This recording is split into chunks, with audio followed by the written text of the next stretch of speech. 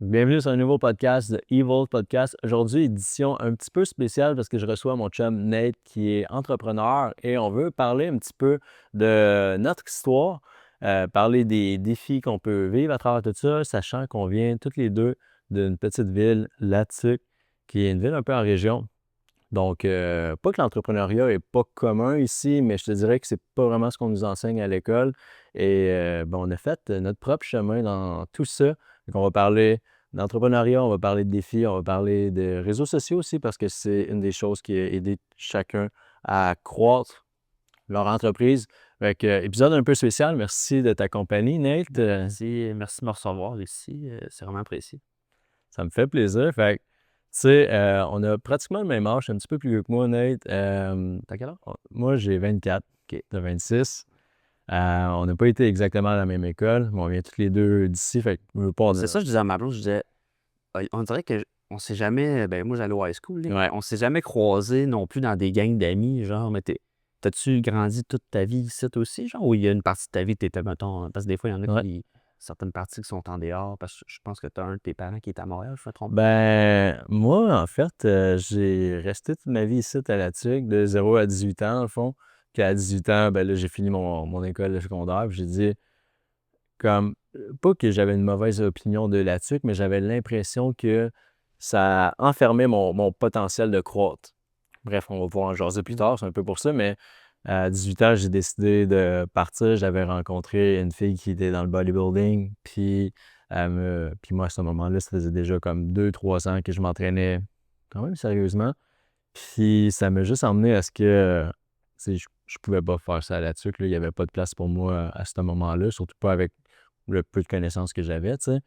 Fait que j'ai décidé de quitter la TUC pour aller dans une grande ville. Je suis Montréal? parti vers Laval, dans le Laval. fond. Puis c'est là que j'ai commencé à juste build, même pas loin de ma compagnie, tu sais, c'est back then, avant ça, mais vivre avec la fille, puis j'ai commencé à comprendre c'était quoi l'entraînement, c'était quoi le métier d'entraîneur, parce qu'elle, c'est ce qu'elle faisait. Fait que, non, c'est drôle qu'on ne se soit jamais vu avant ici, parce que je pense qu'on s'est connus à travers les réseaux sociaux, puis Absolument. même si on vient de la même ville, fait que là, On n'avait pas, probablement qu'on avait juste pas la même gang d'amis, je sais pas. exact, exact. On se retrouve aujourd'hui, c'est correct. Ouais. Puis toi, t'es parti, quoi, après l'école, ou t'es resté Dans le fond, ben moi, j'étais allé au high school. Puis en secondaire 4, je suis parti vivre à Trois-Rivières pour jouer au hockey, dans le fond. Fait que je jouais au hockey toute ma vie. Mais mon identité dans ma vie, j'étais un joueur de hockey. C'était rien que ça qui est important. Je pensais que j'allais jouer dans NHL. Genre, c'était ça le but, ben, le rêve de n'importe quel jeune. Ouais, absolument, Dans le c'est fond, ça. tu sais. Fait qu'en secondaire 4, je suis parti de là-dessus pour aller jouer midget espoir à Trois-Rivières, aux Estacades. Fait que je suis parti de chez nous. J'étais allé vivre en pension, dans le fond. Tu vas vivre chez quelqu'un carrément qui t'héberge. Puis genre, mais c'était le fun parce que j'étais avec d'autres gars. J'étais avec Du d'autres gars. hockey aussi, Exact. ouais. Fait qu'on était comme on était deux, trois. Puis, fait que je suis parti quand même à un jeune âge. Puis là, c'est ça, j'ai joué au hockey là-bas. Puis finalement, ben, les choses étant ce qu'ils sont, je me suis rendu compte que je n'irais pas dans les chats. C'est ça. Pat en face, une claque en face. Mais tu sais, j'ai joué midget espoir, Ouais, j'ai joué quand ouais. même haut niveau. J'ai joué midget 3, j'ai été repêché, mettons, dans junior majeur. J'étais allé au camp, j'ai pas fait l'équipe. Fait que là, je m'étais vraiment, vraiment donné, puis j'avais pas fait l'équipe. Fait que l'année d'après, pas que j'étais découragé, mais j'avais vraiment tellement tout donné en première année. Ouais. Parce que t'as plusieurs années. Tu sais, c'est pas parce que tu le fais pas en première année que tu peux pas le T'as refaire. d'autres chances, ouais. Mais mettons, moi, après la première année, j'avais comme fait une croix là-dessus. J'étais comme, regarde, j'ai tout donné pour le faire, je l'ai pas fait, c'est correct. Je passe à d'autres choses. Genre. Fait que là, je suis allé jouer au collégial au La Flèche. Puis j'ai fait ça sur 3 ans. Puis ça a été merveilleux. Tu sais, dans le fond, je me suis. Comme j'ai dit, j'ai comme un peu abandonné le fait de vouloir jouer plus haut parce que, tu sais, mettons, on a plein de ma gang d'amis qui, encore aujourd'hui, jouent, puis ils jouent en Europe, puis ils jouent en France, tout ça, puis c'est cool. Mais moi, je me voyais pas faire ça. Tu sais, je voulais pas faire ça. J'ai comme fait une croix là-dessus. Puis quand j'étais jeune, j'ai tout le temps vraiment aimé genre faire de la bouffe. Là. Genre, depuis que je suis vraiment, vraiment jeune, je cuisine. Je pense que j'avais comme, je me souviens pas des âges exacts, mais peut-être 10 ans, mettons. J'ai appelé ma mère, puis genre, je lui disais, elle était encore au travail, j'arrivais de l'école, j'étais tout seul, mettons. Puis là, je disais, man, je vais faire la sauce à spag, genre, dis-moi comment la faire, mettons. Puis elle était au téléphone, genre, puis là, je faisais la sauce à spag, genre, pour le souper. Fait que c'est comme ça que j'ai comme appris. Puis j'ai commencé à écouter, très jeune, j'ai commencé à écouter MasterChef. Ça, c'était mon émission. J'adorais ça. J'écoutais Gordon Ramsay, je l'adorais. Fait que mon intérêt pour la bouffe, c'est comme créé avec ça. Je cuisinais vraiment gros. Pour un jeune, ça avait pas rendu. Ouais, exact. Genre, Tu joues aux jeux vidéo, tu vas jouer dehors. puis mettons, j'écoutais des podcasts, Fit Cook qui parlait de ça aussi. Il disait, tu sais, moi, quand j'étais jeune, genre, Oui. il dit, j'écoutais, genre, je me souviens pas c'était quoi l'émission qu'il écoutait, mais il dit, tous mes amis, genre, ils allaient jouer dehors, genre, il y avait toute une autre passion, puis moi, j'étais fucké, j'avais rien que hâte d'arriver chez nous pour aller écouter mon émission de cuisine. C'est un peu ça, moi aussi, genre, dans un certain sens. Puis, à force d'écouter des émissions de MasterChef, j'ai commencé à écouter Shark Tank, qui est... Ah oui. Les jetons riches d'affaires. Dans le fond, comme dans l'œil du dragon, mais en version américaine. Puis ça, j'ai commencé à écouter ça vraiment jeune aussi. Fait que j'ai comme commencé à développer un intérêt pour la business. Tu sais, quand tu écoutes des émissions de même, ne veux pas, tu apprends un peu les termes qu'ils utilisent. Ils ont vraiment des termes spécifiques pour la business. Moi, je googlais ça, qu'est-ce que ça veut dire. Fait que là, j'avais comme ces deux émissions-là qui étaient comme les deux émissions que j'écoutais le plus. Fait que là, c'était comme devenu des passions. Puis là, j'étais comme... j'ai comme eu l'idée, ben là, faut que j'ouvre un resto, genre, whatever. Mais comme on parlait tantôt, quand tu viens d'une petite ville, mettons, comme La Tuque, tout ça, ça semble un peu... ça semble un rêve quasiment un peu inatteignable. Quasiment Dans le sens, parce que tu te dis, crime, quand tu commences à fouiller un peu sur la restauration, c'est probablement la business... Ben, toutes les business sont tough, là, mais la restauration, c'est probablement la business qui a le moins de succès. Tu sais, les gens, le nombre de restaurants qui restent ouverts après 5 ans, je sais pas c'est quoi le pourcentage, mais c'est presque rien. Puis la majorité des gens, ils perdent de l'argent. Fait que, tu sais, quand tu commences à creuser un peu, puis là, ça coûte des centaines de milliers ouvrir un restaurant. Le restaurant, c'est ça. T'es comme, bon, OK, ça me tente-tu vraiment, finalement, d'avoir un resto? Fait que ça semblait ça semblait un rêve vraiment comme un peu inatteignable. Fait que j'avais décidé que pas que je mettais une croix là-dessus, mais j'ai mis ça sur le site, puis là, il fallait que je choisisse de quoi l'union. Fait que j'étais comme, bon, ben, je vais prendre ressources humaines parce que ma soeur a travaillé en ressources humaines. Donc, ma soeur, encore aujourd'hui, elle travaille à la ville de La Tuque, justement, en ressources humaines. Puis, à ce moment-là, elle travaillait chez PFM, usine de sillage. Puis, fait que là, moi, j'étais comme, bon, ben, tu sais, je vais faire ça, ça a l'air cool. Puis, c'est ça que je vais faire. Fait que j'ai commencé mon bac en admin en profil ressources humaines. Puis là, la COVID est arrivée. Puis j'ai eu la chance de travailler, dans le fond. On est revenu à la maison. Là, ouais. Fait que j'avais la chance de travailler. J'ai fait un stage, dans le fond, à l'usine là-bas.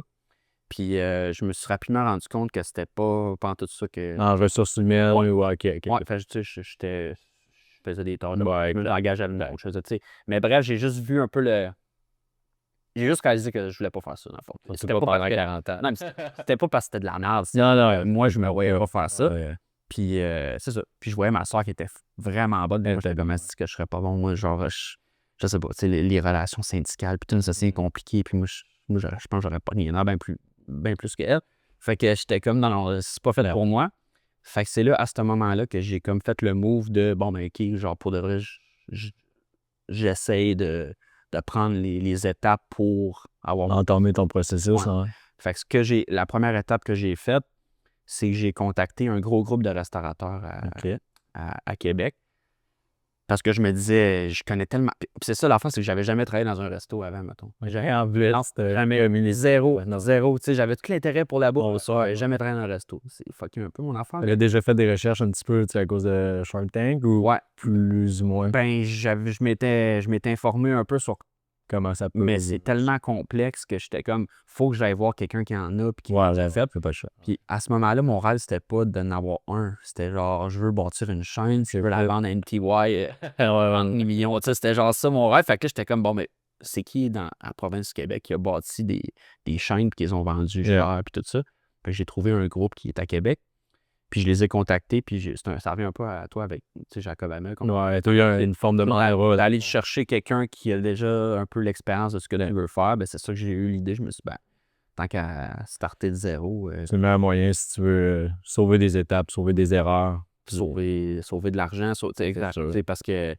Fait que je les ai contactés en disant, mon pitch c'était ça, c'était salut, j'étudie à ce moment-là, j'avais switché en finance parce que je voulais plus faire de ressources humaines.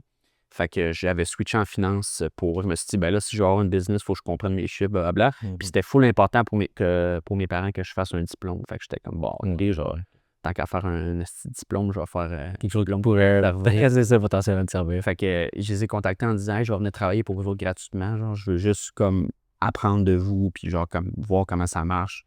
Puis fait que c'est comme ça que ça allait starter avec eux autres. J'ai déménagé à Québec parce que mon uni était rendu à Québec, à Laval. Ouais. Puis j'ai commencé à travailler avec eux autres. Puis c'est comme ça que j'ai appris un peu comment ça marchait. Je commençais à travailler dans les restos avec eux autres. Puis j'étais vraiment proche. J'étais vraiment proche d'eux autres. Je pouvais leur poser toutes les questions que j'avais. Puis ça a donné que pendant que j'étais là, ben on a eu la chance de starter le petit chalet. Dans le fond, qui fait que j'ai eu la chance d'embarquer comme actionnaire avec eux autres. Ça a été mon premier... Ça a été le premier projet sur la liste. Ça a été le premier, exactement. Ça a été le premier resto sur la liste. Puis depuis ce temps-là, il y en a eu d'autres. Ouais. Il y a eu...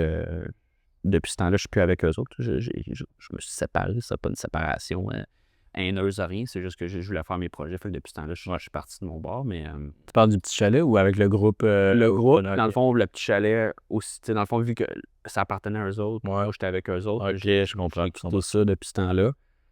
Puis là, je suis plus j'ai lancé Papa Sandwich, puis Hottie, qu'on pourra sûrement parler aussi. Ouais, Là, mais absolument. je sais pas si tu voulais...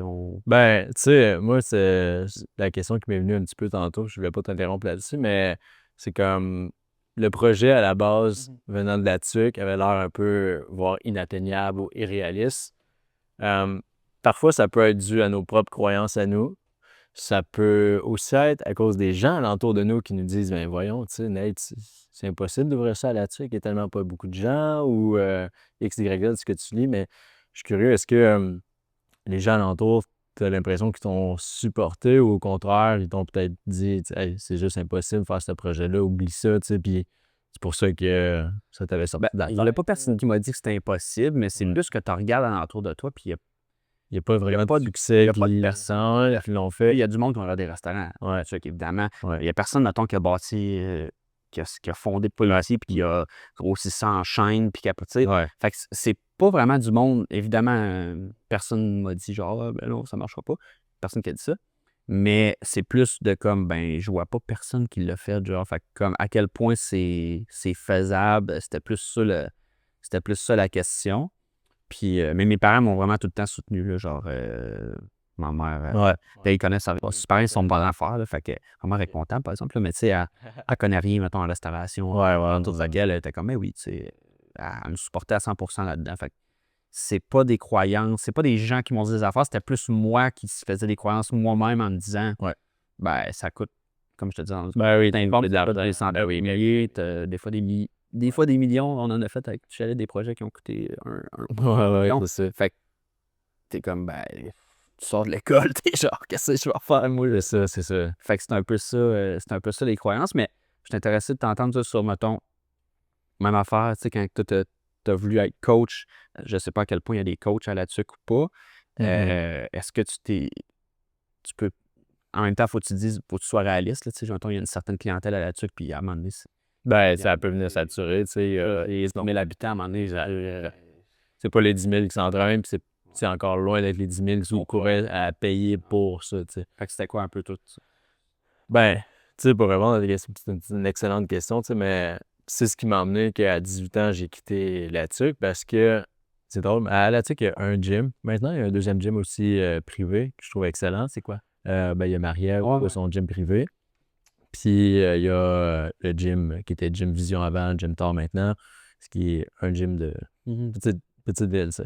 Puis moi, j'ai travaillé là de 16 à 18 ans avant que je quitte justement la TUC. J'étais le commis qui vendait des abonnements, qui faisait des chèques, puis qui s'entraînait le soir. Tu sais. Fait que ça faisait déjà comme 2 ans que j'étais dans un gym. Tu travaillais là, attends, tu travaillais là avant de vouloir faire du coaching ou c'était comme... Ben, en fait, c'est que vers 14-15 ans, j'ai commencé à m'entraîner parce que, ben, avant, tu sais, je me tenais pas avec des super bonnes personnes. Pas que les gens étaient pas bons, mais bref, j'avais des mauvaises influences. Puis, j'ai tendance à consommer beaucoup, je fumais beaucoup de cannabis, mettons, ce genre de choses-là. Puis, à un moment donné, c'est que, bah, fallait que je trouve autre chose pour échanger mon temps que je passais à faire du skate, puis fumer du pot, à commencer à m'entraîner. Puis, vu que j'ai tellement été comme all-in de un à l'autre, ben, j'ai commencé à avoir des résultats relativement comme rapides. Puis j'étais le plus petit de mes amis de ma gang d'amis. C'est ça, t'étais J'étais vraiment... Ceux qui ont vu ma transfo, tu sais, j'étais vraiment un petit pic, là. Je pesais comme 115 livres. Puis en l'espace de comme un an, j'avais pris déjà 25-30 livres. Fait que là, le monde commençait à regarder un peu plus un crime. Et on dirait qu'il y a quelque chose qui marche. Tu sais, au début, c'était plus... Il dope, là. Il arrivera jamais. Mais tu dis c'est ça, c'est drôle, hein? C'est ça. Comme de secondaire 2 à secondaire 3, je pense, ou de secondaire 3 à secondaire 4, durant l'espace d'un été, quand je suis rentré l'année d'après, la directrice de l'école, elle dit Hey Olivier, t'as-tu pris des stéroïdes? J'avais 15 ans. Là, j'étais là, wow! C'est genre, quasiment, legit, le plus beau compliment qu'on pouvait me faire, tu sais, c'est que ça a marché, mes affaires. Puis non, j'avais pas pris de stéroïdes, j'avais 15 ans. J'ai mangé en malade, par contre. Mais c'est vraiment drôle. Fait que, tu sais, la passion d'entraînement a commencé avant que j'aille travailler au gym. Ensuite, il y a une place qui s'est libérée au gym. Fait que moi, j'étais, ben, c'est parfait, c'est mon monde. Tu sais, j'aime ça m'entraîner, je suis tout le temps là. Puis c'est juste Ça que. commençait à avoir un peu des clients potentiels. Ouais, exact. Je donnais des conseils des fois, des choses comme ça. Tu sais, je faisais pas vraiment de programme, tu sais, puis j'avais pas nécessairement les connaissances, mais tout ce que je faisais de ma vie, c'était de m'entraîner puis d'écouter des vidéos d'entraînement. Tu sais. Ça ressemblait à ça à cette période de temps-là. Fait que c'est juste qu'après ça, après que j'avais fini le secondaire, j'étais comme, je peux pas devenir un coach dans ce gym-là. Puis le salaire que je faisais dans le gym, ben, c'était le salaire minimum de t'es un commis. Tu sais, tu vends des abonnements, tu fais un peu de shake, puis des fois, on va te laisser une pièce de type, tu sais, parce que tu as fait un shake. Mais comme, il n'y avait pas de vision. Puis je suis quelqu'un qui a toujours eu comme l'esprit de croissance. C'est pour ça que je parle beaucoup de développement personnel, le mindset, ces genres de choses-là. Mais c'est que quand j'atteins un plafond, ben j'aime pas ça, je me sens pas bien, puis je sens qu'on me met une limite. C'est pour ça que j'ai parti de mes anciens emplois. C'est que, sans me vanter de ça, mais je pense que j'ai toujours été performant dans ce que je faisais. Les emplois, j'ai toujours été un bon employé, mais il venait toujours une limite de tu fais tout ce que tu as à faire, tu es vraiment bon, c'est ça, ta job, tu la fais bien, good, props. Mais OK, mais qu'est-ce que je peux faire de plus, tu sais? Il n'y a rien d'autre que tu peux faire de plus, fait que je quittais. C'est un peu ce qui est arrivé, c'est qu'avant que je lance ma propre entreprise de coaching, ben je travaillais dans un gym privé, puis à un moment donné, j'étais entraîneur exact, c'était à Mirabel, dans le fond, que je travaillais dans ce temps-là. Puis c'est juste qu'à un moment donné, c'est que je voyais pas que je pouvais croître assez rapidement. Ce que je veux dire par là, c'est que moi, j'avais l'impression que je pourrais aller plus loin, mais l'organisation mettait des limites. Puis là, je suis je suis comme, là où est-ce que je veux croire, tu sais. Puis j'avais le mindset, j'avais la Dans ce vision. temps-là, quand tu travaillais dans un gym comme ça, juste pour comprendre la structure, t'es-tu un mini-entrepreneur, entre guillemets, que tu fais tes clients puis t'as l'argent de tes clients, ou c'est juste comme t'as un salaire, t'entraînes le monde? Exact. À ce moment-là, j'étais entraîneur pour le gym en question. Fait que c'est un salaire très, très normal. Un peu comme, je pense, si tu travailles comme coach dans un Econo Fitness ou World Gym, ce genre de choses-là, c'est ça. Je dis pas que c'est pas bon. Ça peut être très bon, surtout pour les gens qui ont besoin de plus d'encadrement, plus de structure, parce que, tu sais, on va y venir, mais le monde de l'entrepreneuriat, ça vient avec beaucoup plus que juste je fais mes clients. Tu sais, t'as la comptabilité, t'as la fiscalité, toutes les affaires, puis après ça, ben il faut que tu te fasses connaître. Tu sais. Fait qu'on va arriver à ce sujet-là, mais pour revenir, dans le fond, à la TUC, c'est que, en fin de compte, je voyais pas que je pouvais croître davantage. Puis, il n'y avait aucune formation qui se faisait à la TUC sur comment devenir un coach, comment vendre tes services ou quoi que ce soit. Tu sais. Fait que je me suis dit, je vais déménager à l'extérieur, je vais me former dans ça. Je te dirais que souvent, ce que les gens vont faire, c'est aller faire un bac en kin. Sauf que ça, pas qu'il faut que tu sois wise, là, mais un bac en kin, c'est 5 ans de ta vie. Tu sais. Les 2 ans au cégep, puis un bac de 3 ans. Ça veut dire que techniquement, je sortirais, là, ou ça ferait comme peut-être 1 an à peu près que je sortirais de l'école si tout va bien. Mais en 1 an, tu ne pourras pas bâtir l'entreprise que j'ai bâtie dans les 5 dernières années. Fait que moi, j'ai décidé d'aller faire des formations privées. Je t'ai parlé tantôt de Jacob Hamel aussi. J'ai été chercher du mentorat avec des gens qui ont bâti exactement ce que je voulais bâtir dans le mode du fitness, puis aussi dans un autre coach que j'ai été voir que lui plus davantage dans le développement personnel, puis l'entrepreneuriat, dans le fond. Fait que j'ai été chercher des connaissances un petit peu à gauche puis à droite pour ensuite pouvoir bâtir mes propres Ça t'a pas projets. empêché de revenir. Tu sais, aujourd'hui, on est là, on est à la TUC dans ton bureau. Je veux dire, tu sais, c'est pas parce que tu pars d'ici un certain temps et chercher des connaissances qu'après ça, tu peux pas revenir et puis bâtir de quoi ici. J'imagine que tu as une certaine clientèle ici quand même. Oui, j'ai une certaine clientèle ici. C'est sûr qu'il y a quand même un point qui nous différencie entre mon modèle d'affaires et le tien. toi, tu as un service qui est physique, je veux dire, tu as une infrastructure puis tout le kit. En même temps, j'ai mon autre business Avec quelque chose au Ouais. ou Ça, dans le fond, ça te permet d'être flexible? Je veux dire, il faut que tu aies un centre qui le font faire, mais tu le fais faire. non, puis, les clients ils peuvent être n'importe où dans le Québec. Mais ouais. t'as raison, un restaurant, c'est comme un point physique. Exact. C'est ça. Si t'es à là-dessus, tu peux pas manger un.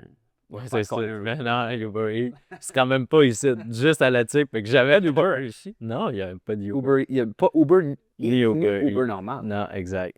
Exact. Fait que c'est sûr que ça différencie un peu. Puis, tu sais, tantôt, tu parlais d'investissement aussi. Mettons, dans ton domaine, tu veux ouvrir un restaurant, ça va coûter des centaines de mille, tu sais, puis il faut que tu t'en attendes. Celui-là que j'ai fait, on peut en parler, là, mais celui-là que j'ai fait, là, ça nous a presque rien coûté. C'est vrai. C'est Voilà. pas Mais je sais que c'est une petite place. Tu sais, ça, c'est cool parce que tu pourras parler que il y a quand même des options qui peuvent être plus réalistes. Mais. On peut penser.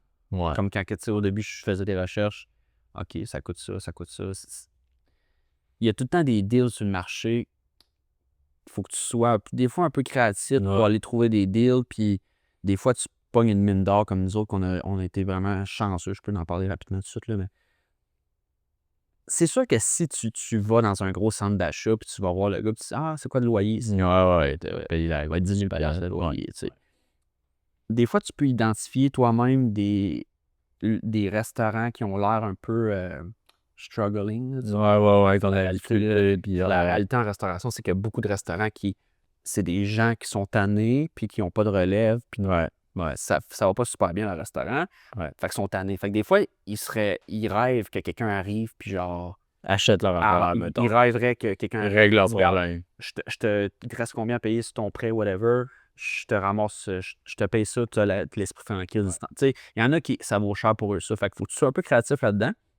Nous autres, c'est un deal qui a popé sur Marketplace, genre un gars qui dit le gars, il y a un autre restaurant, il y a un restaurant place assis, tout service complet, puis il y avait cette petite affaire-là qui roulait pas énormément, puis il avait pas le temps de s'en occuper. Ouais. Fait que là, il a comme posté ça, genre, je vends ça. Quelqu'un ramasse les. Tu sais, genre, puis c'était pas cher. Tu sais, on parle de 15 000 $, mettons. Il n'est pas beaucoup dans le domaine de la restauration. 15 000 c'est rien. C'est rien.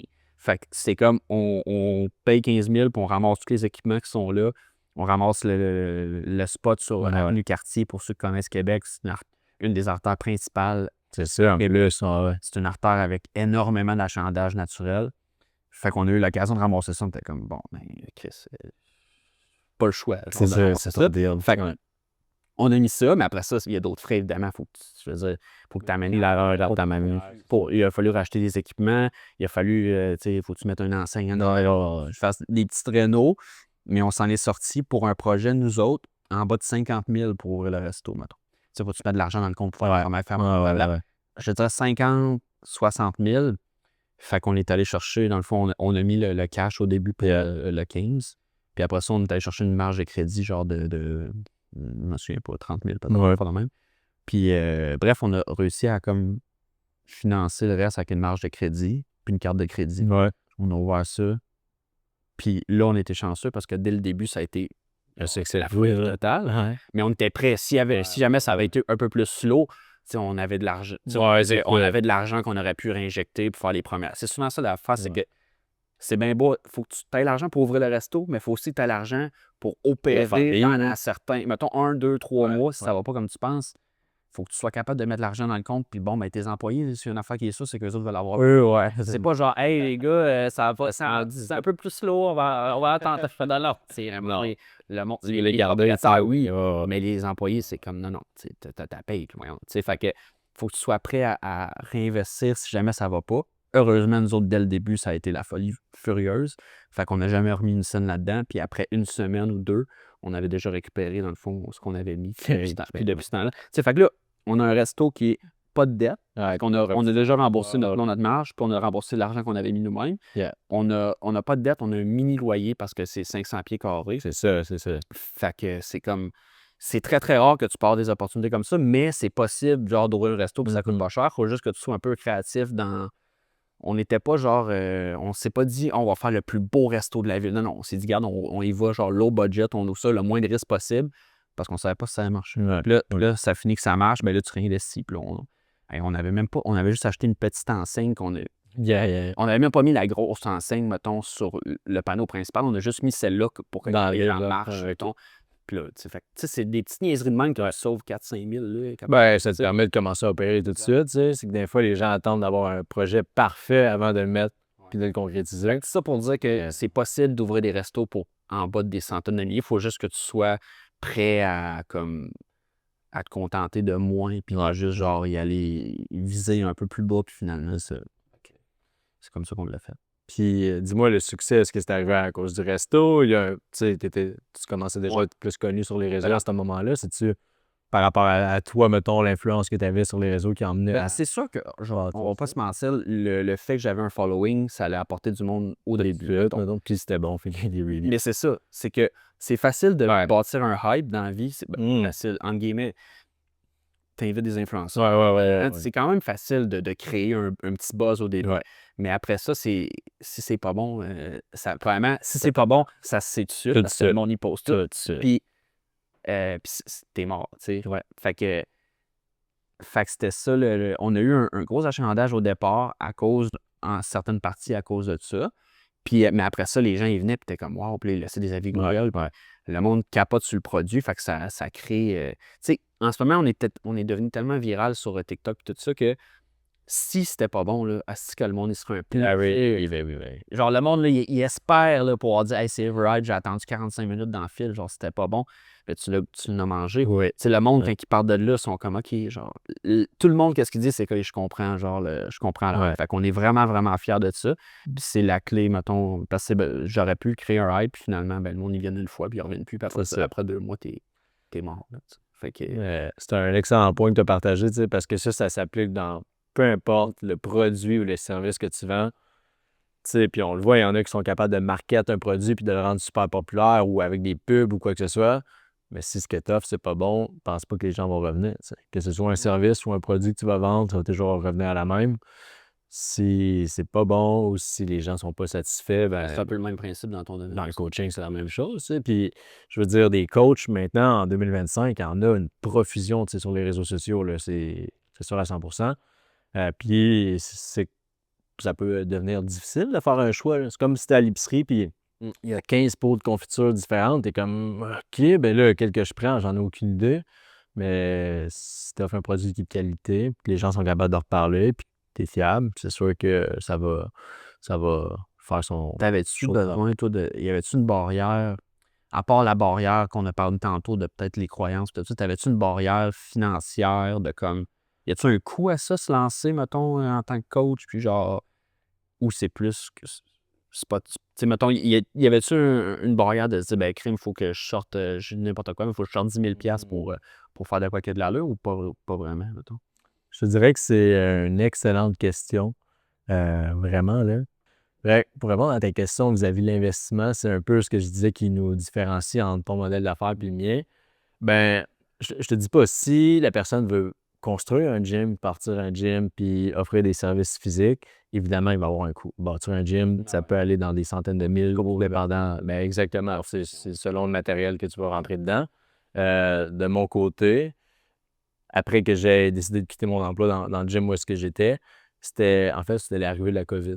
À ce moment-là, ben, je me suis dit, comment je peux continuer d'aider mes clients parce que le gym avait fermé complètement. Puis il dit, on ne sait pas qu'est-ce qui va arriver, on ne sait pas pendant combien de temps. Fait que, tu sais, prenez vos souliers puis faites vos affaires en attendant, tu sais, puis revenez. Fait que j'étais comme, OK, comment je peux aider mes clients? Bon, ben, Internet était là, il existait déjà. Fait qu'on a juste, j'ai rappelé ces clients-là, puis j'ai dit, À ce moment-là, tu faisais-tu des vidéos ou pas encore? C'est là que tu as. Oui, j'ai commencé à faire des vidéos dès que j'ai quitté la tuque avec la fille qui faisait du bodybuilding. Elle, c'était genre, ça faisait déjà des années qu'elle faisait des vidéos. Fait qu'elle me montrait un peu c'est quoi la vie de.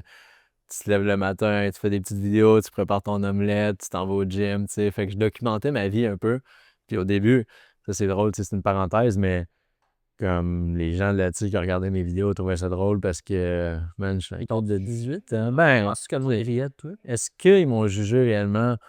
Je sais Parce que pas. je fais le d'avoir aussi qui me. Ouais, c'est ça que ça fait peur, tu sais. Quand j'ai commencé, c'était une des affaires que j'étais. Dans ma tête, je me disais, est-ce que le monde devait écouter ça? Puis de genre. Ben, c'est sûr, tu sais. Ils devaient genre se dire, est-ce que c'est malaisant? Mais Ouais. après ça, j'y repensais, puis j'étais comme, je m'en calisse. Surtout au début, t'es pas bon en plus. Fait que c'est sûr que ça avait passé par l'idée, puis évidemment, c'est sûr qu'il y en a qui ont dit, voyons, qu'est-ce qu'il fait là, tu sais. Mais j'avais déjà la capacité à comme genre, ben, je m'en fous de ce que les autres pensent, parce que peut-être ça va être bizarre, mais la personne qui est la plus importante, au final, c'est plate, mais c'est pas plate, mais c'est toi, Ah, tu sais. Puis la seule personne qui va avoir sur ton lit de mort, tu sais, c'est encore toi, puis est-ce que tu vas être fier de toi ou non, tu sais. Fait que je me suis juste dit, ben, faut que je le fasse. Puis il y a plein de vidéos qui étaient vraiment inconfortables, tu sais, j'étais pas du tout bon, puis tout ça, mais pas grave, c'est de mettre l'action, puis à un moment donné, tu deviens bon, tu sais. N'importe quoi que tu commences au début, tu te plantes, puis après ça, tu t'améliores. Fait que, à ce moment-là, quand j'ai décidé de switch pour faire l'online puis d'aider mes clients, ben j'avais rien de plus à payer, tu sais. J'ai juste commencé à dire, hey, je vais t'aider, je vais te faire un plan à la maison à la place. Puis à ce moment-là, je vendais des plans d'entraînement puis des plans alimentaires très standards. t'as-tu vu une hausse pendant cette période-là ou une diminution? Parce qu'il y en a gros qui auraient pu voir ça comme un Ouais. si ma business est morte, le monde ne s'entraînera plus. Au contraire, je pense que la COVID, il y a plein de monde qui se sont mis à s'entraîner à la maison, puis genre à s'acheter des Plein d'aides à la maison, ouais. genre, j'ai l'impression que tu aurais pu le voir ça dans les deux sens. Tu aurais pu faire comme, bon, ben, il est mort. Ou, Exact. Chris, genre là, il y a une grosse opportunité de genre d'amener les gens à s'entraîner à la maison ou whatever. Fait que, Ben, il y a eu les deux extrêmes. Il y a eu les gens qui se sont complètement relâchés, puis les gens qui ont pris beaucoup de poids, puis même devenus dépressifs ou ont consommé beaucoup, tout ça. Puis il y a des gens qui ont dit, ben, tu sais, il faut que je fasse quelque chose. Fait qu'ils faisaient des randonnées, ils faisaient du sport, ils faisaient des affaires comme ça, ils s'entraînaient à la maison. Puis, ben, moi, j'ai essayé de faire en sorte que mes clients que j'avais déjà n'aient pas ici, tu sais, s'en aillent pas, puis qu'ils se laissent aller, mais au contraire, qu'ils continuent à travailler sur eux. Fait que, je pense que oui, il y a eu une hausse, mais en même temps, c'est qu'il y a tellement eu un débalancement entre, je veux dire, le bon puis le mauvais, tu sais, fait que ce serait difficile à dire. Mais tu as été chercher de nouveaux clients pendant cette période-là ou c'était plus t'as switché un peu les clients que tu avais en présence? à ce moment-là, c'était beaucoup des clients que j'avais, mettons, en présence sont devenus en ligne. Puis ensuite de ça, étant donné que j'avais pas de notoriété, j'avais pas vraiment de rien de bâti, même si j'avais commencé à faire des vidéos, j'étais loin d'être viral puis connu. Fait que c'est les gens dans mon cercle d'influence. Ben, en fait, des gens de la TUC, des gens qui me suivaient déjà, fait que des amis du secondaire, des choses comme ça, qui ont commencé à s'entraîner. Puis quelques personnes qui me suivaient sur les réseaux, mais beaucoup, beaucoup dans les gens qui me connaissaient déjà. Fait que je pense qu'eux ont comme dit, ben, j'en ai besoin, puis c'est un moment là parce que j'ai un peu d'argent puis j'ai rien d'autre à faire. Fait que je pense que ça s'est fait naturellement à ce moment-là. Très cool. Mais en fin de compte, puis encore aujourd'hui, étant donné que mon service il est comme principalement en ligne, ben j'ai le bureau ici, tu sais, mais j'ai pas d'endroit physique qui me coûte des dizaines de milliers par mois. Par tu sais. exemple, quelqu'un qui connaît rien, il Ouais. ne connaît rien là-dedans, là, mais les suivis que tu fais avec tes clients, c'est virtuel ou genre des fois tu es en physique avec eux pendant qu'ils s'entraînent? Genre, c'est quoi le Je te dirais que programme, genre? ouais, ben, en fait, là, la manière qu'on travaille avec nos clients, c'est sous forme d'encadrement. Fait que quand on commence à la base, si on regarde, bon, mettons, Nate, ce serait quoi l'objectif que tu aimerais atteindre? Puis c'est quoi tes défis présentement? Qu'est-ce qui te freine? Qu'est-ce qui est difficile pour toi? Puis où est-ce que tu es dans la position actuelle? Tu sais? Fait qu'on analyse où est-ce que tu es, puis on bâtit comme le plan de match idéal que tu devrais atteindre, l'objectif que tu devrais atteindre. Puis ensuite, on va établir une stratégie qui va passer à travers tes habitudes de vie, qui va passer à travers la manière dont tu bouges, fait que tes entraînements, ça peut être du gym, ça peut être d'autres sports qu'on peut intégrer à ça, et la manière dont tu t'alimentes au quotidien. Pour que ça fitte dans ton horaire du temps, puis que ça fitte avec tes responsabilités, tu sais, parce qu'il y en a qui ont une famille, ou il y en a comme toi qui sont entrepreneurs, tu peux être emmené à bouger des fois de gauche à droite, ou d'avoir des journées qui sont longues. Fait que c'est beaucoup de s'adapter plutôt que de simplement te prendre un plan d'entraînement, te dire, hey, ça, c'est un plan parfait, Nate, fais ça, tu vas avoir des résultats. Parce que la réalité, tu as accès à cette information-là. Là. C'est facile aujourd'hui d'aller sur Google puis d'écrire plan d'entraînement, tu vas en trouver des centaines. ChatGPT peut te faire vraiment. Puis legit, ça peut être vraiment du bon stock. Parce qu'en fin de compte, là, c'est si tu es capable de suivre le plan puis de le faire à la lettre, c'est sûr que tu vas avoir des résultats, peu importe c'est quoi le plan. Ouais, exact. Les gens, ce qu'ils ont de la difficulté à faire, c'est de suivre le plan. Puis ça, c'est. On peut parler d'entraînement, tu sais, mais on pourrait parler d'habitude de vie, on pourrait parler, tu sais, la personne a un rêve d'ouvrir un restaurant. comme c'est profond pour elle, sauf que jamais capable de faire les gosses de c'est quoi les premières étapes, c'est d'aller contacter un groupe qui vont te servir de mentorat, tu sais. Étape par étape. On apprend les gens à réapprendre à marcher puis monter les escaliers une à la fois avant d'apprendre à courir, tu sais. Fait que dans le coaching, c'est vraiment sous forme d'encadrement. Fait que de t'emmener qu'on part du point A pour t'emmener au point B dans une transformation souvent de 6 à 12 mois, quelque chose dans ce genre-là, en mettant l'emphase sur ce qui est le plus difficile pour toi, tu sais. Souvent, les gens, ce qu'ils veulent, c'est être mieux dans son corps, s'aimer plus quand ils se regardent dans le miroir. Puis ça, c'est soit perdre du gras ou prendre de la masse musculaire, souvent, ou améliorer des performances, mais ça part dans le dedans, tu sais. C'est souvent une blessure qu'ils ont, puis ils veulent se sentir mieux. Puis ta manière d'acquérir des clients, on peut peut-être commencer à parler des réseaux sociaux, Mhm. si tu veux. C'est quoi ta stratégie pour... parce que je pense que ça va être très différent de mon domaine, Ouais. ton domaine, là. Mais mettons, ta stratégie pour acquérir un client versus la mienne, c'est quoi? Comment tu...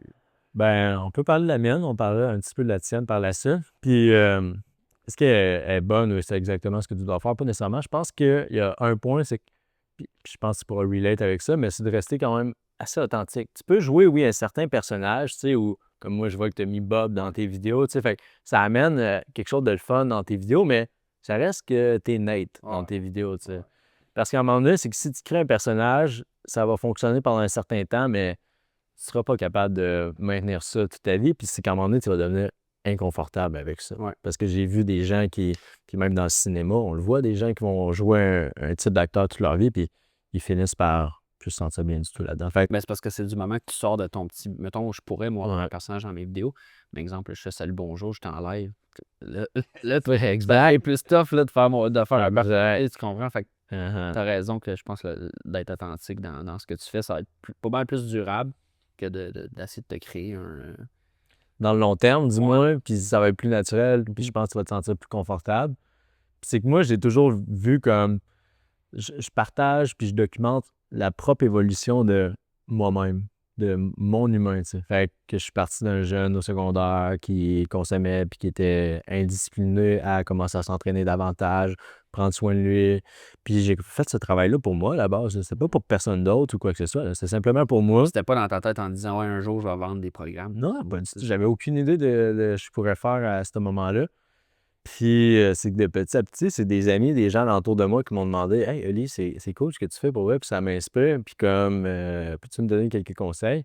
Fait que ça a juste starté de je travaille sur moi, puis je me rends compte que juste en travaillant sur ma personne, il y a des gens qui sont là, puis sans nécessairement me le dire, ils me regardent, puis ils vont show up dans leur vie par la suite parce que, Crime, lui, il est capable de faire quelque chose, moi aussi, je dois être capable, tu sais.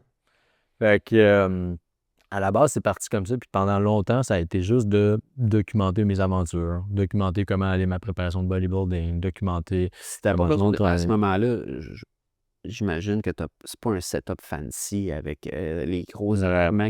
Parce que moi, c'est une des affaires. Tout le temps au monde, il y a moi, il y a plein de monde qui m'écrit et qui me dit, c'est quoi tes conseils pour Ouais. commencer, surtout dans des vidéos de bouffe, là, que les gens m'écrivent, là, mais ma première affaire, c'est genre, achète-toi pas une caméra à 5000$, achète-toi rien. Mhm. Prends ton iPhone, Un ring light à l'élite, puis ça, c'est ouais, Et- trépied, ouais. prends-toi un trépied, ton iPhone, puis commence à filmer. Genre. Ouais. Fais juste te filmer. Exact. Arrête, t'as pas besoin de overthink, genre, parce que souvent, c'est ça, le monde, ils sont comme, hey, là, ça me prend une grosse lumière, ça me prend une grosse caméra, ça me prend un micro à 1000$. Tu sais, genre, Vraiment pas. zéro, là. Genre, ben, fait que toi, c'est ça, t'as commencé, puis c'était juste comme, C'est vraiment raw, exact. Puis encore aujourd'hui, je te dirais que 90% de ce qu'on fait, c'est les photos, des vidéos avec mon cell. Une fois de temps en temps, tu sais, j'ai mon gars de caméra qui vient, puis on va faire, exemple, dans des événements, on fait avec nos clients, tu sais. Fait que là, on investit un petit peu plus. Mais la majorité du temps, si t'es capable d'avoir quand même une bonne qualité audio, Ouais. surtout que maintenant, les téléphones d'aujourd'hui, c'est comme, c'est Non, mais plus quand du tout un tu exclu. veux scaler, tu peux investir, mais Ouais, là, quand tu ça rentre commences, là. faut pas que tu penses que tu as besoin d'un gros setup pour commencer. C'est plus ça mon point. C'est comme. Il y en a qui c'est comme bon, ben je vais attendre d'être capable je dis n'importe quoi, je vais attendre, je veux pas faire des vidéos tout de suite, je vais attendre de m'acheter cette caméra-là. Hey, on s'en calisse, man. Ça revient à la perfection, tu sais. Ah ouais, monte ton iPhone, là, puis Ouais. filme-toi. Genre. C'est mieux d'être comme imparfait mais constant que d'essayer d'être parfait mais pas être capable de maintenir ça. Parce qu'en fin de compte, tu sais, ça va te rattraper. Ça. Moi, le premier vidéo que j'ai fait, c'était honteux. Là. C'était dégueulasse. Puis c'est pendant la COVID. Puis j'étais chez mes parents pendant ce temps-là. Puis c'était une honte totale. Je l'ai encore sur un de mes comptes. Le compte s'appelle I Hate Ketchup, ce que ça va aller voir. Puis c'est un chat, genre la photo de profil, c'est un chat. C'était vraiment random. Puis c'est le pire vidéo que tu as vu de ta vie, mais genre, ça m'a quand même. Le fait d'avoir fait cette vidéo-là, ça m'a toujours resté dans l'esprit de comme j'aimerais ça faire des vidéos de bouffe à un moment donné. Puis là, plusieurs années plus tard, quand j'étais rendu à Québec, avec ma cuisine, tu sais, j'ai acheté j'avais une vraie cuisine avec un îlot, c'est ça. Puis fait que ça m'a resté dans la tête que j'ai toujours voulu faire des vidéos de cuisine. Puis à ce moment-là, j'avais déjà les restaurants. J'avais pas Papa Sandwich, mais j'avais Au Petit Chalet dans ce temps-là. Puis fait que j'avais déjà des business. Puis j'étais comme, j'ai le goût de faire une vidéo. Fait que mon premier vidéo, j'ai filmé. C'était un sandwich. Puis ça l'avait fait genre 10 000, 20 000 vues quand même. Pour un premier vidéo. Vraiment content. J'étais fait, crime, c'est nice. Puis là, après ça, le deuxième vidéo que j'ai. Encore là, mon setup, c'était bien basic. Là, j'avais mon téléphone avec un trépied, j'avais même pas de lumière, pas de micro, rien. Puis mon deuxième vidéo, j'ai fait 2 millions de vues. Genre sur un c'était wow. Fait que dès mon deuxième vidéo, ça a complètement été viral. Fait que là, c'est là que j'ai réalisé comme boy, c'est normal, genre la puissance des réseaux sociaux, ça peut être fou raide, là. Mais à ce moment-là, j'avais rien à vendre. J'avais mon restaurant, mais le vidéo était pas en lien avec le restaurant. Fait que j'étais juste comme crime. Fait que là, tranquillement, j'étais comme comment je pourrais, mettons, monétiser ça, genre le fait que ton audience, que l'audience que j'ai. Puis là, je continue à faire des vidéos une fois de temps en temps. J'étais vraiment pas régulier. Je postais aux 2 semaines une vidéo parce que un vidéo de cuisine, c'est un petit peu plus long, mettons, que de faire une vidéo genre que tu fais juste par facecam, mais des sous-titres. faut quand même que j'ai à l'épicerie, il faut que je pense à la recette, il faut que je la fasse. Fait qu'il y a quand même un petit peu plus de temps à mettre. Puis là, j'avais les restaurants, fait que mais c'était pas une excuse. Je postais aux 2 semaines à peu près. Puis l'élément déclencheur qui a fait comme que je me suis mis vraiment plus, pas de temps plein, on peut dire temps plein, parce que tout ce que je fais, mais genre, c'est qu'on a ouvert Poulet Royal, qui est un autre restaurant. Oui, c'est vrai. Que je suis plus dedans aujourd'hui, mais que j'ai participé à fonder ça et à l'ouvrir. Puis j'avais fait une vidéo de moi dans mon char qui mangeait avec mon micro. Là. Genre, tu sais, les ASMR, le monde qui mange 30 fois. J'avais fait ça. Puis dans le fond, on avait ouvert cette semaine-là. Moi, je l'ai fait vers la fin de la semaine, le jeudi à peu près. On a ouvert le lundi, mettons. Puis les premiers jours, c'était quand même tranquille. Tu sais, c'était correct, mais c'était pas loin d'être la folie.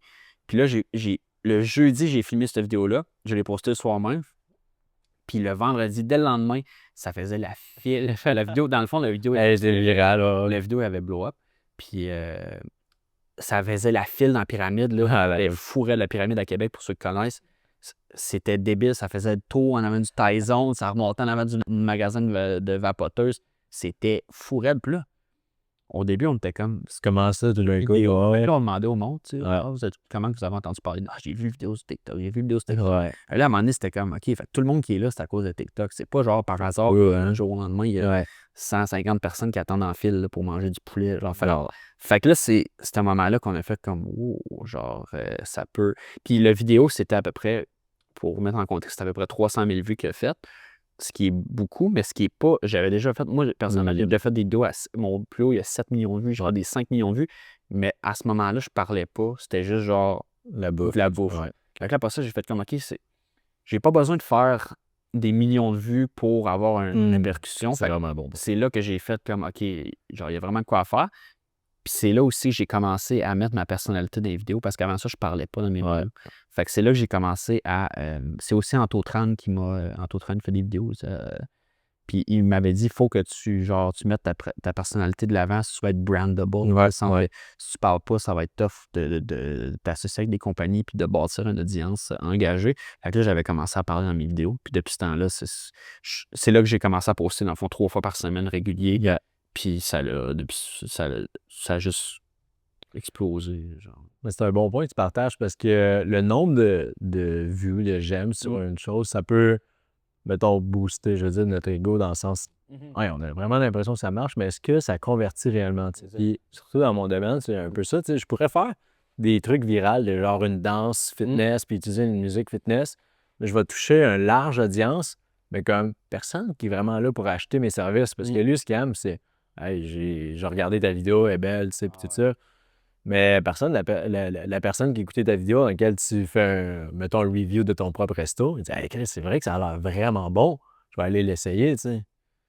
Mais c'est comme Ouais. Gary Vee a posté, je l'ai vu poster, tu connais Gary Vee? Ouais. Il a genre posté, mettons, en guillemets, genre I only got 100 views, genre j'ai juste eu 100, Ouais. 200 vues. Puis après ça, il montre une photo, genre, qu'est-ce que ça ressemble? 100 personnes dans une 100 pièce, personnes hein? dans une salle. Eh oui. C'est comme, ouais, OK, dans le fond. Hey, c'est du monde, ça. Hey, bon, La personne dit, mettons, je pense qu'il commençait à 10 personnes, Ouais. 10 vues, genre, tu sais, puis après ça, ça monte. Au final, je veux dire, c'est comment tu l'apportes. Le nombre de vues, c'est plus ou moins important. La preuve, c'est que, là, je parle plus du niveau d'influence, mais mettons, quand je fais des pubs, mettons, pour une compagnie, puis des fois, les compagnies, ils veulent s'en foutent de genre avoir Le nombre 100 000 vues, 200 000 vues, 300 000 vues. Tu sais, ils veulent voir, et ça leur dérange pas d'avoir moins de vues, mais que ça soit une vidéo plus engageante, que je présente vraiment mieux. Parce qu'il y a deux manières de faire. Soit que je vais vraiment en bref, puis c'est quick, puis je peux te faire 200 000 Ouais. vues. Mais les gens ils vont voir ton produit, mais ils vont pas nécessairement avoir toute l'info. Fait que ça dépend de ta stratégie. Ou je peux vraiment en parler, puis là, je vais faire bien moins de vues. Là, sérieusement, Ouais. ça coupe à peut-être 30 à 50 000 vues. Ouais. Mais je prends vraiment le temps de présenter ton produit. Les gens restent lâchés. Les gens, tu sais. Bon, là. Fait que ça dépend de ta stratégie, mais c'est vraiment un bon point de comme le nombre de vues, ça veut pas dire grand-chose au final. Ça dépend vraiment de l'objectif qu'il y a là, tu sais. Fait que... Il y a une énorme différence mettons, il y a 10 000 personnes qui te regardent, mais c'est 10 000 personnes qui ont passé dans la rue et ont regardé ce que tu fais, vs 1000 personnes qui sont des fans finito, là, sont en avant de ton restaurant et qui sont de même, hey, on en veut plus. Eux, tu vas ramasser plus d'argent parce que ces gens-là sont vendus à ton produit, puis eux, ils vont en parler alentour, tu sais, fait que ça risque de te ramener d'autres mondes. Fait que de mettre d'en face la qualité que la quantité dans beaucoup d'exemples, je pense que ça peut être vraiment, vraiment bon. 100%. Ouais. Fait que quand même, man, t'as-tu d'autres projets qui s'en viennent? Tu sais, parce que là, on te voit We Blow Up sur les réseaux, tu sais, mais t'as eu les restaurants, là, la compagnie de sauce, Ouais, ben, le miel. Je sais pas si tu voulais emmener d'autres produits à ben, ça éventuellement ou. tu sais, dans le fond, là, on a un restaurant qui va super bien. Fait que là, on a des possibilités d'en faire Ben, d'autres. c'est ça, ouais. C'est là, quand tu fais quelque chose qui marche, souvent, là, tu t'es Le dupliquer, ouais. c'est que là, on se fait approcher par du monde qui ont des locales puis qui veulent qu'on en Ouais. ait. Là, fait qu'on a plein d'opportunités d'en faire d'autres. On a même des demandes de franchise aussi. Fait que là, ça, on va tranquillement... On n'est pas pressé, mais on va tranquillement Aller voir. prendre Papa Sandwich. Puis là, on a évidemment le projet aussi. Hottie. Que ça, à la base, c'était notre projet principal. C'était même pas ouais? Papa Sandwich, c'était juste C'était déjà parti, votre projet C'était pas launch, mais c'était en making, ouais. mettons, en processus. Ouais. C'est ça qu'on voulait faire. Puis là, Papa Sandwich, c'est juste que quand j'ai quitté l'autre groupe, dans le fond, il y a comme une période que j'ai vendu, mettons, mes actions. Puis j'avais pas de restaurant pendant ce temps-là. Puis au début, on n'avait pas fait une croix à la restauration, mais on était comme, regarde, pour l'instant, on se concentre là-dessus. Puis là, finalement, on a vu le local, comme je t'ai dit, sur Marketplace. Fait que c'est ça un peu on a fait Papa Sandwich. Mais au départ, c'était juste un petit projet de side. Fait que c'était vraiment ça le projet principal. Fait que notre vision, c'est de vraiment se concentrer sur deux projets. Des fois, c'est pas conseillé parce que tu peux t'éparpiller, mettons, un peu. Dans notre cas, j'ai un partner avec moi qui est Gab, qui est vraiment sa coche, que lui s'occupe plus du côté opérationnel, logistique et tout ça. Fait qu'on se complète extrêmement bien. Fait que ça nous permet d'être capable de faire les deux en même temps. Mais notre objectif, c'est vraiment comme de se concentrer sur ces deux-là avant de penser à faire d'autres choses. Parce que là, en plus, on a réussi à lancer avec IGA. Ben oui, c'est ça, on avait un exemple. Autre grosse bannière potentiellement qu'on rentrerait bientôt. Fait que c'est pas juste genre tu sais, non, faut livrer la marchandise parce que quand tu rentres dans des grosses bannières comme ça, si ton produit ne vend pas, ils te renvoient, là. Tu sais, genre, ils peuvent... Ben, exact. Puis là, j'ai entendu parler un peu de 500 000 d'inventaire, genre, mettons, là, tu fais, bah, OK. ouais, là, exact. Fait que notre but, c'est de se concentrer sur ces deux-là. Puis j'ai pas l'intention de développer d'autres SKU, d'autres saveurs, tout ça, parce que le miel épicé, c'est un condiment qui est vraiment populaire aux États-Unis, mais qui n'est pas encore full connu. Au Canada, c'est beaucoup moins connu. Ouais. Là, ça commence. Fait que pour moi, mon objectif, c'est juste d'éduquer le marché avec mes vidéos, avec tout ce qu'on fait sur comment utiliser le produit. Fait que je peux rider ça pendant vraiment longtemps avant d'avoir besoin d'innover par d'autres saveurs. La preuve, c'est que la compagnie aux États-Unis, Mike's Hot Honey, ceux qui dominent le marché du miel épicé, ça fait 10 ans qu'ils existent, ils ont encore juste deux produits seulement. produits. Qu'est-ce qu'ils ont fait eux autres pour innover, c'est qu'ils l'ont fait en plein de formats. Fait que tu peux aller dans un restaurant, tu as des sachets. Après ça, ils ont des bidons qu'eux autres. Tu sais, fait que tu innoves par les manières de le consommer et non pas par la gamme de choix de produits. Je ne précise pas en tout de faire d'autres saveurs parce que, comme je te dis, mon objectif, c'est juste de le faire comprendre au monde. En plus, c'est beaucoup plus facile au niveau de la manufacture, j'imagine. Vraiment. C'est juste deux produits, tu peux scaler. Exact. Parce que quand mettons, une business de linge ou whatever, que tu as genre des SKU à n'en plus finir avec des grandeurs, ici, nous autres, on a 2 SKU avec les deux mêmes, c'est tous les mêmes ingrédients que c'est juste la méthode qui change un petit peu. Fait que c'est vraiment plus facile à contrôler. Puis c'est sûr qu'au final, peut-être qu'on fait moins de ventes que quelqu'un qui avait 6 saveurs, par exemple. Mais au final, on est pas mal plus efficace, je pense, que de s'éparpiller de même. Fait que je te dirais que ces 2 projets-là, ça va prendre un masse de notre temps, plus la création de contenu avec ça. C'est ça qui fait en masse. Ouais. Puis par rapport au restaurant, tu te dis peut-être expand. Est-ce que tu penses que tu peux avoir un message un peu comme de mentor dans ça avec le back record que tu as, ou là, c'est plus comme expand dans le sens que quelqu'un veut un restaurant exactement comme le tien? Dans le fond, nous-mêmes, pour expand, qu'est-ce qu'on va faire, c'est que nous-mêmes, on va en ouvrir d'autres, mettons, en tant que corporatif. Mais on va aussi vendre des franchises. Fait que, par exemple, quelqu'un qui voudrait ouvrir un Papa Sandwich, il va nous contacter. Puis on va, tout dépendant du territoire qu'il veut, on va y vendre la franchise avec un play, il y a un accompagnement. Il y a il y a les recettes, il y a ci, il y a ça. Puis il y a un accompagnement du franchisseur, fait que nous qui l'aide à ouvrir, premièrement. Puis on fait des tournées régulières dans les restaurants pour s'assurer que les standards sont respectés. C'est la partie de la en fait, de quand tu commences à faire plusieurs restos, c'est qu'à un moment donné, je veux dire, si quelqu'un va manger à celui sur quartier, puis après ça, il va manger à lui qui a eu la même expérience. S'il a eu 2 expériences différentes, ça, tu vis une espèce de déséquilibre. Genre, il y en a qui disent « Hey, ce Papa Sandwich, c'est malade », puis il y en a qui disent « Ah, moi, je suis allé, c'était dégueulasse. » Genre, fait c'est ça le plus tough dans un modèle comme ça, c'est ça. Tandis que toi, mettons, je sais pas, mettons, toi, pour scaler, c'est pas... Il y a quand même, il faut que je m'assure qu'il y a une uniformité dans les services rendus. Que ce soit moi qui le fasse, que ce soit Karim, que ce soit un autre de mes coachs, je veux que l'expérience vécue pour le client soit comme identique. Parce que, encore là, c'est ça. J'ai une petite équipe présentement. J'ai un coach qui travaille avec moi, mais on s'assure que on a des procédures à suivre puis, pour offrir la même expérience. Parce que la personne va payer le même prix qui travaille avec moi ou un membre de mon équipe. C'est juste tout à fait normal. C'est l'expérience qui est offerte qui a une réelle valeur. Fait que ça, je mets beaucoup, beaucoup de points là-dessus parce que je veux que l'expérience vécue quand tu rentres chez Optimize Body, que tu travailles avec nous, c'est pas juste une job de ton coach, c'est l'expérience que tu vas vivre à travers ça. Fait que c'est sûr, je pense que c'est important, parce que sinon, c'est un peu d'être des coachs, je veux dire, entrepreneurs chacun de leur côté. Si tu veux offrir ton propre modèle, c'est bon, mais je trouve que si je veux scaler, je pense que ça va être d'offrir quelque chose qui est uniforme pour que les références, les témoignages, on attire le même type de clientèle. Fait qu'on met beaucoup d'enfants. Puis pour scaler, tu penses avoir besoin de faire des points physiques ailleurs ou c'est pas nécessaire? Tu peux tout scaler ça en ligne? Je sais pas encore exactement, mettons, j'ai comme 2 visions qui sont bonnes. C'est une de potentiellement ouvrir un gym physique, mais mon but, c'est pas que le gym physique soit nécessairement le modèle qui va ramener mon revenu. Je veux que ce que je fais déjà présentement, ce qui fonctionne bien, amène à ce que je vais tellement avoir avancé d'argent de côté que je vais pouvoir ouvrir un gym physique juste parce que j'ai le goût d'avoir un gym à ma vision pour m'entraîner dedans. Puis il y a des gens qui vont pouvoir venir et s'abonner. Fait que j'ai pas dans la tête d'ouvrir un gym physique pour que ça devienne, mettons, une entreprise que ce serait mon numéro 1. Optimize Body, puis ce que j'offre comme type d'accompagnement est le numéro 1.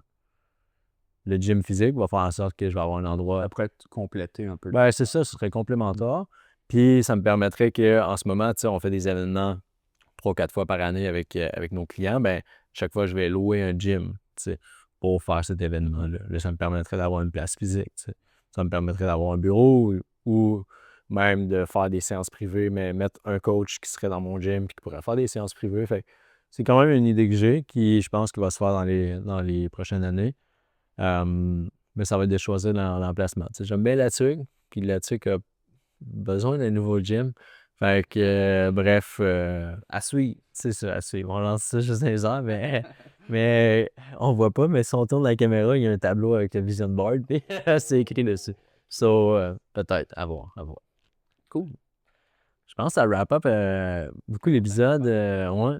Si on termine avec ça, qu'est-ce que tu dirais aux jeunes Nate de comme 16 ans ou quelqu'un qui te voit sur les réseaux sociaux et lui dit Hey, Crime, il est super connu, là, je sais pas quoi faire, tu sais.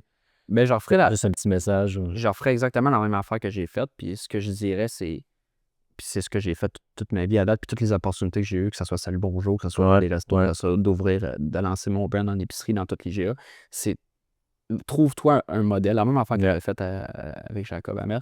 Trouve-toi quelqu'un que tu veux être comme lui. Yeah. Ça, c'est la première étape. Trouve-toi quelqu'un qui t'inspire. Ça n'a pas besoin d'être quelqu'un d'être riche ou ça n'a pas rapport avec l'argent. C'est juste, trouve-toi quelqu'un qui fait ce que tu as envie de faire, puis contacte-le, puis il fait juste, offre-y quelque chose en échange. Genre, fais juste dire, hey, gars, je vais venir travailler pour toi gratuit tout. Je vais venir laver ton char, n'importe quoi. Tu sais, je donne pas l'exemple, mais essaie de te rapprocher n'importe comment que tu peux, rapproche-toi de cette personne-là. 100%, je suis d'accord. Puis de juste côtoyer cette personne-là, tu vas pouvoir lui poser des questions. Des fois, ça apporte des opportunités que tu peux même te lancer avec cette personne-là. Dans mon cas, c'est ça que ça a fait. Ouais. Mais des fois, ça peut être juste que la personne te mentor et elle répond à tes questions tout le temps. Exact. Tu sais. Fait que c'est. Moi, dans ma vie, ça m'a permis de lancer des affaires bien plus rapidement que si je l'avais fait toute moi toute seule. Puis ça m'a permis de sauver plein d'argent puis plein d'erreurs. Fait que c'est. Ouais. L'affaire la plus importante selon moi, c'est ça, c'est trouve-toi quelqu'un. Puis si elle te répond pas, on s'en sac. Tu passes au prochain. Va sur LinkedIn, DM 30 personnes que tu aurais le goût de te rapprocher. Puis c'est vraiment ça, mon conseil. Là. C'est ça que je me dirais à moi quand j'étais jeune, puis c'est ça que je dirais à n'importe qui veut se lancer en affaires, que c'est pas trop par où commencer. Je suis totalement d'accord avec toi. J'ai fait exactement la même chose. Puis les mentors que j'ai été voir ont fait la même chose. Fait que, à un moment donné, c'est normal, tu vas t'inspirer d'une personne qui a plus de succès dans la sphère de vie que tu veux. Ça pourrait être entrepreneurial, ça pourrait être familial, ça peut être job, ça peut être job. Ça peut être quelqu'un qui rêve d'avoir un certain emploi. Ouais. Je dis n'importe quoi, t'es comptable, ben trouve c'est qui le meilleur comptable? C'est ça, c'est ça. Québec, je sais pas c'est qui, je connais pas ça, mais offre-y d'aller. Ma mère. Nathalie. Mais au pire, tu sais, DM-le sur LinkedIn, offre-y d'aller être son assistant, n'importe quoi, tu sais, juste pour te rapprocher. Fait que ça n'a pas besoin d'être juste l'entrepreneuriat, ça peut être dans n'importe quelle sphère de la vie.